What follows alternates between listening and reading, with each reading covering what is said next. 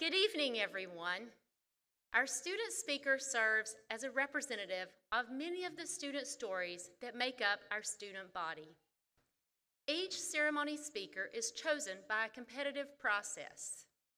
I am pleased to introduce you to Dejah-Thoris Waite, who has been selected as this ceremony's student speaker. Dejah-Thoris calls Eustis home and has previously earned her Associate in Arts degree from Lake-Sumter. Today, she is proudly graduating with her Associate of Science nursing degree, with plans to continue her journey here to pursue her Bachelor of Science in nursing. Dejah-Thoris has ambitious goals for the future. She plans to earn her Master of Science in nursing from Georgetown University, become a midwife and nurse practitioner, and ultimately attend medical school to become a surgeon. Her passion for supporting women and children is deeply personal, inspired by her own mother and her 3 young daughters, ages 3, 2, and 6 months. Her Lake Hawk story also includes a little romance. Dejah-Thoris met her husband right here at Lake-Sumter in chemistry class. She fondly remembers the time they spent in the student lounge, playing pool and dreaming about the future. 8 years and 3 children later, she still calls that meeting her favorite college memory. She appreciates Dr. Colleen Carter and Dr. Christine Ramos for helping her believe in her ability to become a nurse when she once doubted that she could. Outside her studies, Dejah-Thoris runs a nonprofit that provides care boxes to expectant and new mothers, offering inspiration and support to families across the community. Please join me in welcoming your 2025 student speaker, Dejah-Thoris Waite.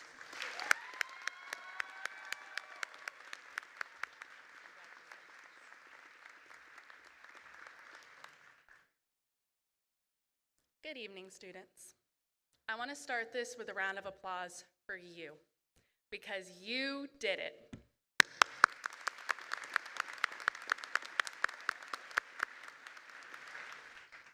Today is about you, and you should hold your head up proud.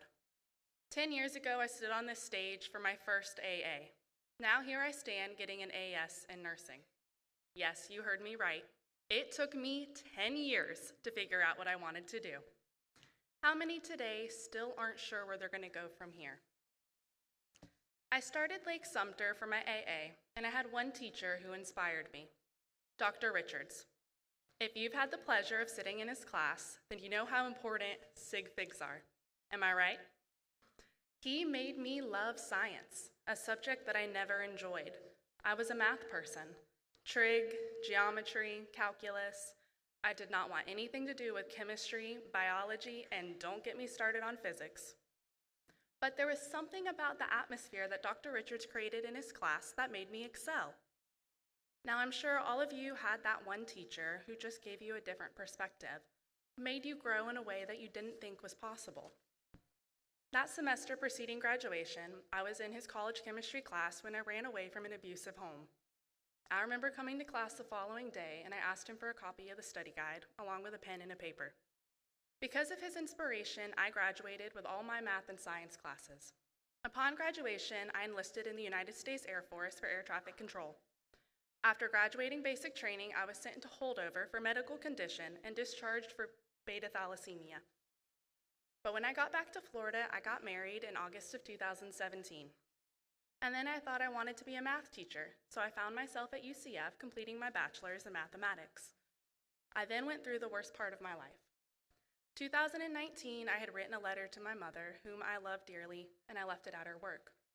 I had a narcissistic stepfather, and I was not allowed to speak to my mother since I had ran away from home. My mom deserved better than the life that she lived, so I told her that.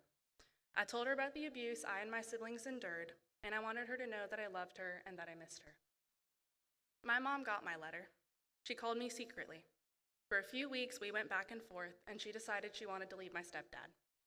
Together, they had 9 children, including me. And then she found out she was pregnant again during this time.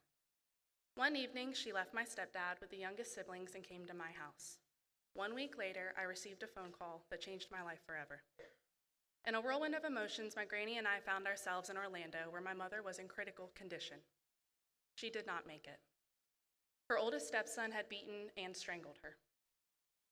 My educational path had come to a standstill. For me, this was my lowest. This was my challenge to overcome. I'm sure all of you have had that moment in your educational career where you weren't sure that you could do it anymore. The late nights, the personal matters, the funerals, the birthdays, those moments you were trying to be a part of while still doing something to better yourself. Here I was trying to find that ambition again, to do something meaningful. Soon after came my first baby girl, and I saw a midwife for this pregnancy. But the care that she gave me made me realize that God had given me my purpose: children. My mother was pregnant when she passed away. There was no saving her baby. But what if I could save babies? What if I could help mothers in need? I found a passion that felt like nothing else, and I enrolled in Lake-Sumter's nursing program with the intention of being a midwife.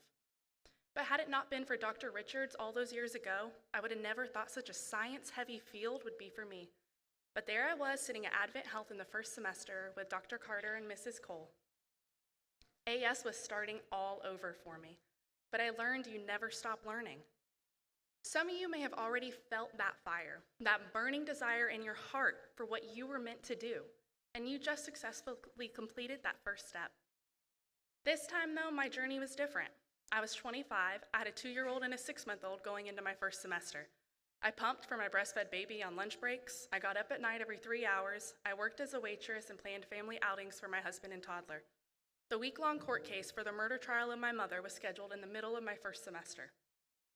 Then I was pregnant with my 3rd little girl in my 2nd semester. I was in the hospital for fluids, barely able to stand from lack of nutrition. The sentencing for my stepbrother was during this semester. I worked overnights on labor and delivery as a CNA, continued waitressing, worked medical records, and decided to take physics with Calc 2 in addition to the nursing curriculum. But I realized I wanted to take my passion further. I didn't want to just be a midwife.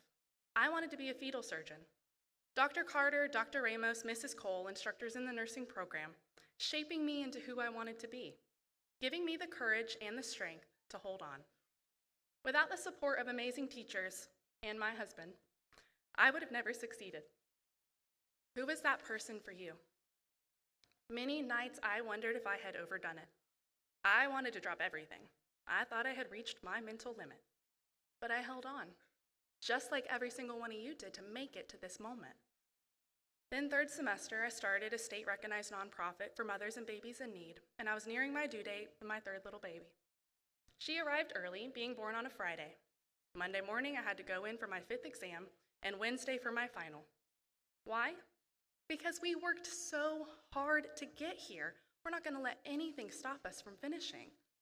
Finally, I was in my last semester. I had 3 kids under 4 years old. I was on my next breastfeeding journey with my youngest, and I struggled. I struggled hard. Some of you here today had to work while you were in school. Raise your hand. Hats off to you. Some of you are mothers and fathers juggling little ones while you were in school.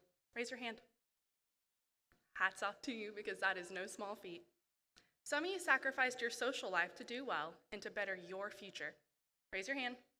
That should be everybody. Hats off to you. To the family members who helped lift us up, no matter how small a gesture it may have been today, we thank you. I know I could not have come close to this without my husband. If there's anyone in here who did this with no support system, I want you to know that the person next to you, behind you, in front of you, these teachers, and me are so proud of you. You're a Lake-Sumter alumni now, when we're all here for each other. The world needs you. You just have to find what piece of the puzzle you are. What is your passion? Who do you want to help? Is this the end or just the beginning? Because learning never stops. Remember this feeling of accomplishment, the feeling that you are making a difference in today's world, and hold on to it. Keep going and be who you were destined to be. Thank y'all and congratulations.